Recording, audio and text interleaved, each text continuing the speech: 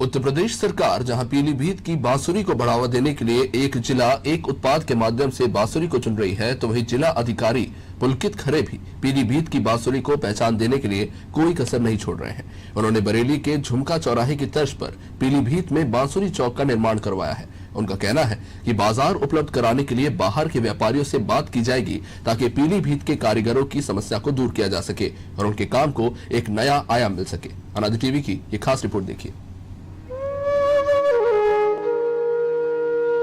बांसुरी को देखकर आपके मन में भगवान कृष्ण के होठों पर सजी बांसुरी जहन में आ गई होगी, लेकिन यह बांसुरी बीच सड़क पर कैसे आ गई, यह आप सोच रहे होंगे। दरअसल यह पीलीभीत का नेशनल हाईवे 730 का असम चौराहा है, जिसे पीलीभीत के जिलाधिकारी पुलकित खरे ने बांसुरी चौक बना दिया है। देखते ही देखते इसके फोटो और वीडियो सोशल मीडिया पर वायरल होने लगे।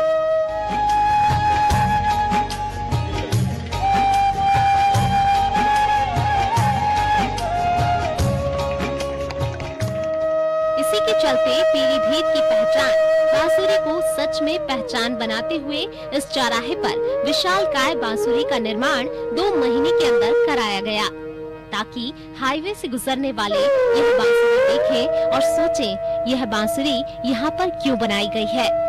तब उनको पता चलेगा कि पीलीभीत बांसुरी नगरी है और यहाँ पर बांसुरी बनाई जाती है। पीलीभीत को हम सभी लोग बांसुरी के उत्पाद के लिए जानते हैं। पौराणिक रूप से भी और ट्रेडिशनली भी यहाँ पे बांसुरी का उत्पादन होता रहा है। इसको बांसुरी नगरी भी कहा जाता है।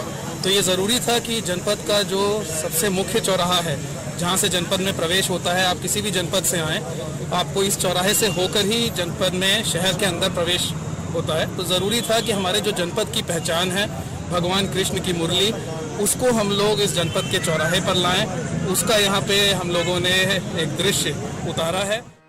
आपने पीलीभीत के जिलाधिकारी पुलकित खरे को सुना। उनका कहना है कि बांसुरी चौराहा बनाने का मकसद है कि पीलीभीत में इस कारोबार को नई जान मिले। कोरोना काल में यह व्यवसाय बंद सा हो गया था। इसको लेकर एक प्रयास किया गया है, जिससे यह कारोबार फिर से फल फूल सकेगा। इसके बाद वह कारोबार से जुड़े लोगों से मिलने उनके घर पहुँचे, ताकि पता तो चले कि उन लोगों का क्या कहना है। इनकी पुश्तें इस कारोबार से जुड़ी हैं और वह लाल रोड के मोहल्ला वशीर खान में रहने वाले बांसुरी कारीगर इकरार नबी के घर पहुँचे। बता दें, इकरार नबी का ये पुश्तैनी काम है और नबी परिवार की ये चौथी पीढ़ी है जो इस काम से जुड़ी हुई है। उन्होंने बताया कि पहले पीलीभीत में 6000 से ज्यादा लोग इस कारोबार से जुड़े थे, लेकिन धीरे धीरे कच्चा माल न मिलने से यह कारोबार बंदी की कगार पर आ गया और अब शहर के कुछ घरों में यह काम सिमट कर रह गया है। लेकिन नबी का परिवार है जो इस कारोबार को आगे बढ़ा रहा है। योगी के वन डिस्ट्रिक्ट वन प्रोजेक्ट योजना चलाए जाने के बाद पीलीभीत में बांसुरी कारोबार को इस प्रोजेक्ट के तहत चुना गया और यह बांसुरी के सुर फिर धीरे धीरे सुनाई देने लगे। कोरोना काल में बांसुरी का कारोबार बंद होने के बाद अब फिर से शुरू हो गया है और इस व्यापार में पीलीभीत में जिलाधिकारी बनकर आए पुलकित खरे का बड़ा योगदान रहा है। उन्होंने बांसुरी कारोबार का काम शुरू करवाकर शहर के मेन चौराहे पर बांसुरी को बनवा दिया और पीलीभीत को बांसुरी नगरी के नाम से पहचान दी। बांसुरी कारोबार से जुड़े लगभग 2500 लोग आज खुशी के साथ सूबे के मुखिया योगी और उनके नुमाइंदे जिलाधिकारी पुलकित खरे की तारीफ कर रहे हैं।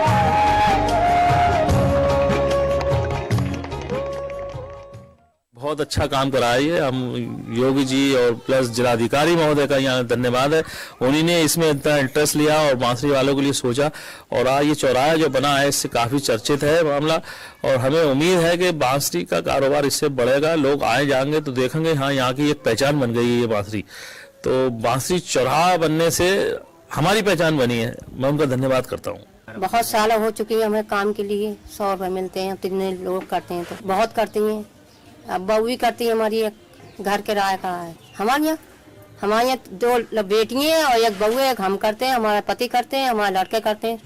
गौरतलब है कि कोरोना की वजह से पीलीभीत का बांसुरी उद्योग काफी अरसे से ठप पड़ा है, लेकिन किसी जमाने में जिला इसी उद्योग की वजह से जाना जाता था।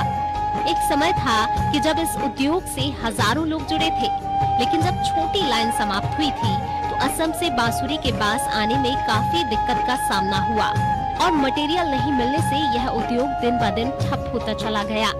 स्थिति यह हुई कि जो बांस 4 से 5 हजार में आता था, उसकी लागत 50 हजार पहुँच गयी और मुनाफा नहीं मिल पाने की वजह से लोगों ने धीरे धीरे बांसुरी बनाना ही छोड़ दिया। लेकिन प्रदेश में बीजेपी की सरकार ने एक जिला एक उद्योग के तहत पीलीभीत को बांसुरी उत्पादन के लिए चुना, तो वहीं जिलाधिकारी ने इस कारोबार के लिए नई पहल शुरू की। खरे ने मुख्य चौराहे का नाम बांसुरी चौक रखने के साथ बांसुरी भी डिजाइन कराई। इसका लाभ निश्चित रूप से यहाँ के बांसुरी के व्यापार को उभारने में एक सार्थक पहल कही जा सकती है। अब पीलीभीत के बांसुरी उद्योग को इस छोटे से प्रयास से जरूर संजीवनी मिलेगी।